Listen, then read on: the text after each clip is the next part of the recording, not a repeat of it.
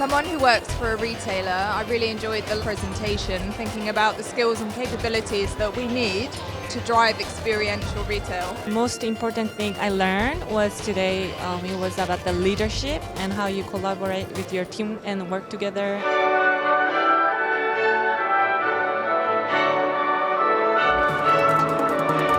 As somebody that works for a confectionery brand, I feel like it's really interesting to see how making the consumption more of an experience will add value to our business.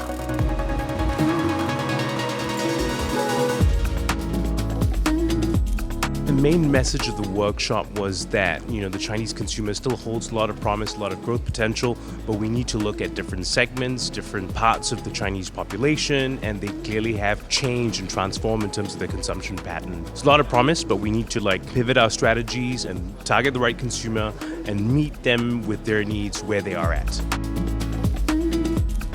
The main messages were that India is a growing market, will continue to be a growing market, and it's not a market that you would compare to China, but it's the place to be.